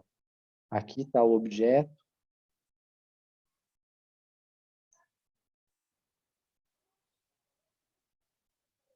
E aqui está o objeto também, ó. O objeto, na verdade, é o P. O P' é a imagem, tá? Ó, o objeto é o P. E o P' é a imagem, que eu vou escrever com outra cor aqui, ó. P', imagem. Ó. Pera aí. Aí, ó, P' é a imagem, tá? E aqui o P' é a imagem também, ó. Aí, ó. Entendeu a situação ou não? Então, o que significa isso, ó? Quando você tem o observador para fora aqui no ar, então, ó, o observador ele está no meio onde o índice de refração é menor, que é o ar. E o objeto está na água, no índice de refração maior. A gente vê a imagem mais próximo do que ela realmente está, ó. Eu vejo a imagem aqui, ó, pelo traçado, ó. Ele vê a imagem aqui, quando na verdade o objeto está mais para baixo. Então, quando você está num meio com índice de refração menor do que o objeto, a gente vê o objeto mais perto. Quando você está no meio onde o índice de refração é maior, agora ele está na água, e o objeto está no índice de refração menor, eu vejo ele mais longe do que ele realmente está. Entendeu? Então, por isso que se eu esticar minhas pernas dentro da água, sentado na beirada da piscina, minhas pernas parecem menor, porque eu estou vendo a minha perna mais perto, a imagem. Por isso que se você estiver dentro da água e olhar uma pessoa do lado de fora, você estiver dentro da água e olhar uma pessoa do lado de fora, ela vai parecer mais alta do que ela realmente é, porque eu vejo o objeto mais longe, eu vejo a imagem mais longe do que ela está. Entendeu? Conseguiu imaginar essa situação ou não? Espero que sim, porque vai ajudar muito a gente determinar a parte das equações aqui no nosso dióptro plano, tá? Eu estou só sinalizando aqui, na verdade, o ponto objeto e ponto imagem, ó, dessa situação. Vou até evidenciar ela aqui para salvar esse quadro e depois eu mando para vocês, tá? Vamos lá. Dando sequência ao nosso dióptero plano. Então, basicamente é isso. Esse módulo 17, 17, né? Esse módulo 17, ele te apresenta o que é dióptero plano. E nós só vamos ter uma relação de refração desde que o objeto e o observador estejam em meios diferentes. Então, um tem que estar na água, o outro tem que estar no ar, e vice-versa. Qualquer uma das situações tem refração. Se os dois estiver no ar ou os dois estiver na água, aí esquece toda a definição de dióptero plano. Pouco importa, você vai ver o objeto normalmente. Agora, um está na água, o outro está no ar, ou vice-versa, você vai ver a imagem numa posição diferente da que o objeto ocupa, certo? Vamos lá. Aqui tem algumas resoluções de algumas configurações. Ó. Esse aqui, como é que isso aqui é o quê? Uma águia, a águia de cabeça branca que ela pesca e ela tem essa noção da posição do objeto, né? Como que ela faz para pegar, ó, eu tenho situações verdadeiro ou falso aqui, depois vocês analisem. A mesma coisa do caçador de peixe, pescador de lança, que tem que mirar um pouco para trás e não para frente, porque a imagem ela está acima do que parece que está. E aí a gente vem para o módulo 18, que é onde vai ter a equaçãozinha do dióptero plano. O senhor Litoldo levantou a mão. Diga, senhor Litoldo. Não, senhor, foi sem querer, o celular caiu. Ah, beleza. Mais alguém escreveu aqui no chat. Sir, qual a resposta da A1 dessa página, A1 do módulo 17 aqui? Vamos lá ver. A1, ó. A1 é C. O índice de refração absoluto do material 1 é menor do que o material 2, justamente. Por quê? Porque eu estou vendo a imagem aqui mais próxima do que ela realmente está. Quando eu vejo a imagem mais próxima do que ela realmente está, o índice de refração aonde o objeto está é maior. Tá? Beleza. Acertei. Aí. Isso aí. Valeu. Meus parabéns. Vamos para o módulo 18 agora, que ele vai passar a equaçãozinha de dióptero plano. Uma equaçãozinha que não é tão difícil assim, tá? E eu já vou direto para a parte do item 4, ó. Bom, vamos lá. Aqui na parte de física do laboratório, ó, física e laboratório, só está relembrando para vocês como é que é a condição de refração, tá vendo? Água, vidro e diamante, eu sei que pela aproximação do raio refratado aqui, ó, com certeza o diamante, ele tem um índice de refração bem maior do que o do vidro, que é bem maior do que o da água. Como é que eu sei? Quanto mais próximo tiver o raio aqui refratado dessa normal, lembra que essa normal tracejada você que coloca para você se referenciar. Quanto mais próximo tiver dela, o desvio for mais intenso, tá vendo como o desvio é bem acentuado aqui no último? Quer dizer que esse material tem um índice de refração bem elevado. Aqui na água, ó, o desvio acontece, mas ele não é tão acentuado assim. Ainda assim tem refração. E o índice da água maior do que do ar, obviamente, está aqui. Do ar menor que da água, menor que do vidro, menor que do diamante, tá? Bom, a gente, na verdade, parte da equação de Gauss, só que aí a gente faz uma adaptação de acordo com o índice e a posição da imagem do objeto. A equação em si, então, ó, ela é bem simples, tá, pessoal? Ela não é uma equação difícil, ó, tá aqui, ó. O N. E aí, um detalhe que eu aponto para vocês é com relação à definição de cada item. Eu vou diminuir um pouquinho a tela aqui, peraí, ó. Tá muito... Vai caber. Ah, não vai caber. Não acredito, eu vou ter que abaixar. Ó, bom, aqui é uma definição que a gente já sabe, ó. P é a distância do objeto à superfície. Então, se o meu objeto estiver dentro d'água, o que é o P? Vai ser a profundidade que ele ocupa. P' é a distância da imagem até a superfície. Então, vamos lá. Se você estiver dentro da água, o P', o objeto, desculpa, se o objeto estiver dentro da água, o P' é menor do que o P. Concorda? Vide por essa equação, vide por esse desenho aqui. Aqui, ó. Se o objeto estiver dentro da água, ó, o P' seria daqui a aqui, ó. O P' eu vou desenhar em... Eu tinha usado verde, né? O P' é daqui a aqui, ó. Ó. Peraí, esse traço ficou muito pequeno. Ó. P' é daqui a aqui. Certo? Agora, se você for pegar o valor do P, que é a distância do objeto, é daqui até aqui, ó.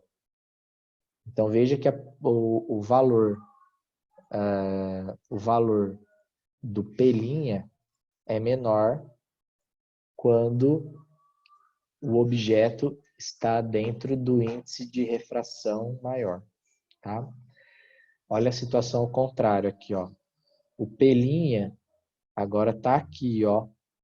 Se o objeto tiver no ar agora, no índice de refração menor ao P'.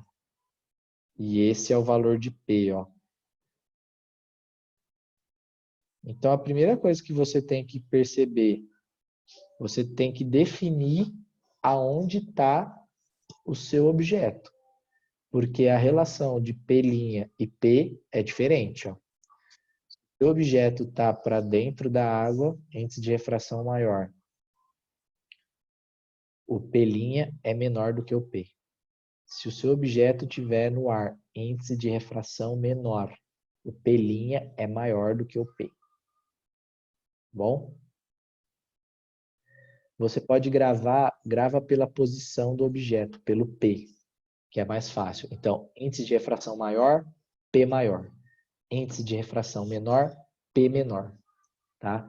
Ó, índice de refração maior, o P é maior. Índice de refração menor, o P é menor também. Tá? Uma boa maneira de você gravar. Então, o P e P' são essas distâncias, ó, até com referência na nossa superfície S, né? Ó. A nossa referência é sempre o S, é o meio de separação. Tá?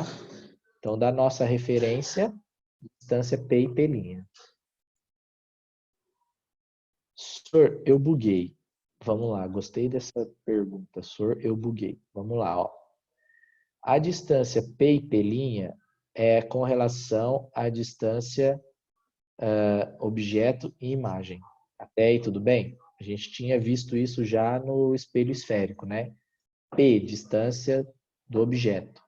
P', distância da imagem. Então, aqui é a mesma coisa. O problema é que o meu objeto ele pode estar dentro da água ou no ar. Então, é isso que eu quero te mostrar. Ó. Quando o objeto está dentro da água, a distância P é maior. P' é menor. Quando o objeto está fora, e o observador aqui, o objeto está fora, o P é menor e o P' é maior. Foi agora? Quem me perguntou? Não vou falar o nome para não deixar a pessoa intimidada, mas entendeu? Foi. Beleza. Então tá bom. Aí, o que eu estou falando para você gravar mais fácil, se oriente sempre pelo P. Ó, água, o índice de refração é maior, né? Então, índice de refração maior, P maior. Índice de refração maior, P maior. Índice de refração menor, P também é menor. Copiou? É um jeito fácil de você gravar, certo? Eu salvei essa imagem aqui também, apesar de estar meio bagunçada, mas eu acho que ela dá para entender um pouco melhor. Vamos lá, então, para a próxima página, que é isso que interessa. Aqui, então, as distâncias P e P', ok. Agora, N, índice de refração do meio onde está o objeto. Então, vamos lá. No caso lá do meu cenário, o N, na primeira situação, é o da água. O N', na segunda situação, que é da água, entendeu? Porque o N, eu vou usar o índice, ó, N, tá aqui, ó, índice de refração absoluto do meio onde está o objeto. Então, na primeira situação, o N da água é aqui. Na segunda situação, o N da água é aqui, porque o N' é do outro meio. Entendeu? Todo mundo entendeu? Se alguém não entendeu, sinaliza aí. Então, vamos lá, ó. Esse primeiro aqui, eu vou escrever, né? Professor, também, você está vacilando, né? Vamos lá. Esse N aqui, ó. Esse N aqui, ó. Pô, acetona desse tamanho não precisa, né? Ó, esse N aqui.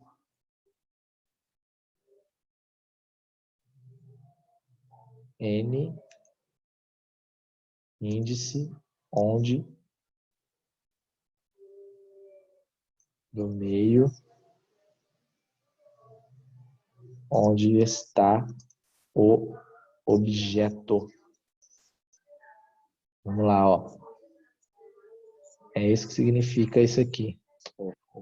Peraí, puxar um pouquinho. Aí, ó. Beleza? Agora, esse outro N aqui, ó, que eu vou colocar em verde. Verde tá bom. É o índice de refração do meio onde está o observador. Aí fica legal, hein? Ó. Índice de refração onde está o observador. Ajudou? Agora eu acho que ajudou. Ó.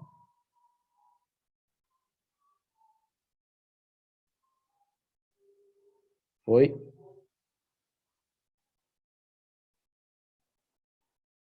Beleza, agora deu.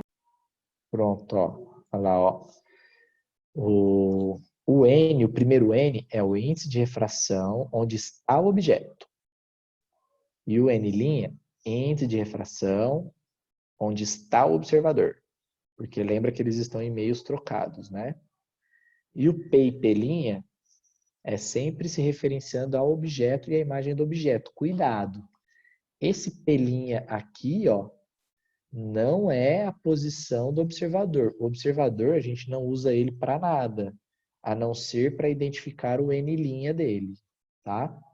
O P e P' é com relação ao objeto, só que aqui é a distância do próprio objeto, distância da imagem do objeto, tá?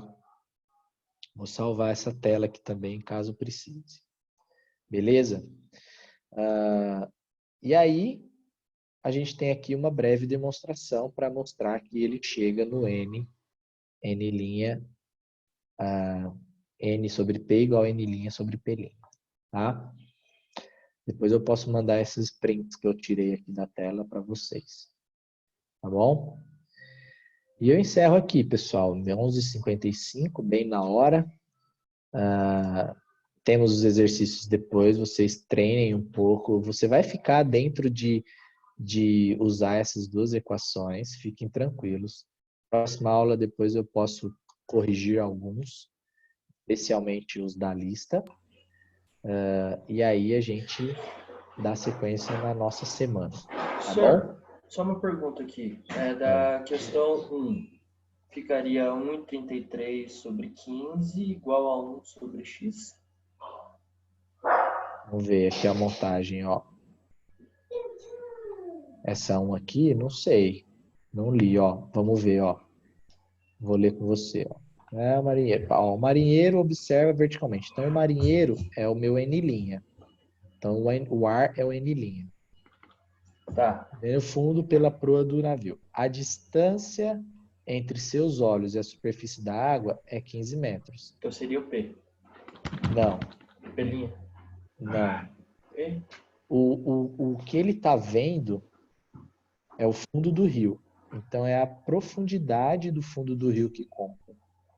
Tá? Só que você não tem essa profundidade. Vamos ver, ó. Ó. Aqui fala, ó, a profundidade real do rio é de 10 metros. Isso é o P. Entendeu? Esse é o P. É a distância, porque, ó, o meu marinheiro é o observador. A gente não pega a altura do observador. A gente sempre vai se referenciar com o que ele está enxergando. O que ele está enxergando? O fundo do rio, não é? Tá. Então, essa profundidade real é o P. Beleza? Eu já vou até grifar. Não precisa grifar, porque está escrito profundidade real, 10 metros. O que eu vou procurar no exercício é o P'. Ó, valor da profundidade aparente. É o P'. Então, o que eu vou pesquisar é o P'. Então, vamos lá, ó. Aqui vai ficar N sobre P é igual a N' sobre P'. O N, aí é o N aonde está o objeto. Então, é o da água. Então, é 1,33 dividido por 10. É igual, o N' é do observador. Então, é 1 dividido por P'. Eu entendi isso. Certo? E aí vai ficar... vamos ver se a gente chega em alguma coisa aqui. Ó. Você multiplica cruzado, vai ficar 1,33 vezes P' igual a 10 vezes 1 é 10. Então, vai ficar P' é igual a 10 dividido por 1,33. E aí eu vou fazer essa conta no calculator, obviamente.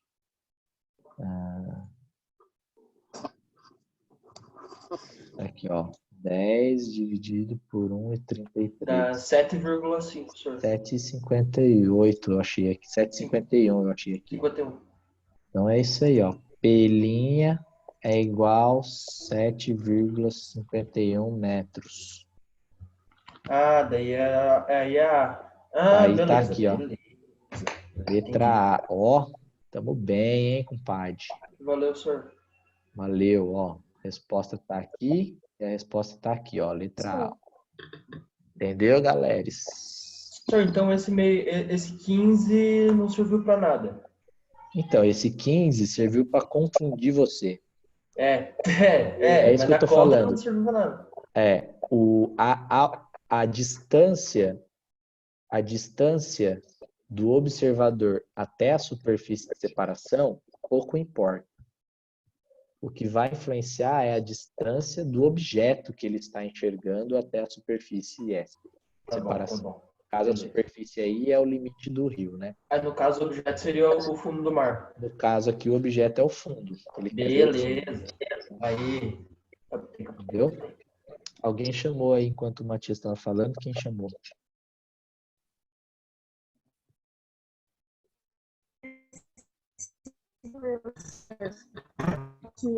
Agora, eu não tinha entendido o porquê que 15 não era. Oi, é a Sabrina que falou. Sabrina, cortou o áudio, não escutei muito bem.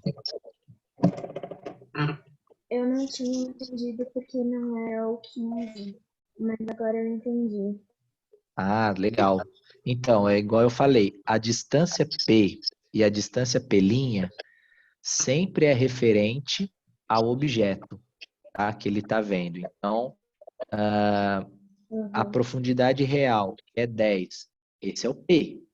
E a profundidade aparente é o P', que é a profundidade que o marinheiro vê. A altura que ele está, tanto faz, tá? Ele vai ter a noção de que a profundidade é menor, tá vendo? Ele acha que a profundidade é 7,5, quando na verdade a profundidade é 10. E é mais ou menos aquilo que eu mostrei naquela imagem do mar, né? No barco. Parece que a profundidade é pequena, mas ela é grande. É que confunde a visão de quem está do outro lado. Tudo bem? Sim. Então, de fato, esse 15 aí tá só para tentar te pegar aí, para você achar que ele vai entrar em algum lugar. Tá bom? E veja que a minha solução ficou bem pequena, né? Ó. A gente olhar a solução do livro, ó, o que ele inventa. Ele faz um monte de seno, tangente, não sei o quê, e manda ver. Aí aqui no final que ele resolve, ó. Tudo bem. Cada um do seu jeito. Eu simplifico sempre que eu posso. Valeu, pessoal. Valeu. Valeu. Oi. Tchau, senhor.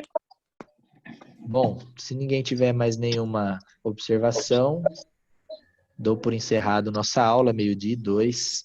Senhor, Até a próxima. essa matéria que você deu hoje é o que cai na atividade avaliativa. Isso, essa matéria de hoje é o da listinha dessa semana. Fechou. Fechou? Tranquilão. Tranquilão, então. Valeu, pessoal. Um grande abraço. Até a próxima. Então, no sábado. Sábado, então, tem jogo, hein? Resenha. É, senhor. Valeu. Valeu. Jogo resenha. Tchau. Jogo resenha é muito pouco. Jogo resenha.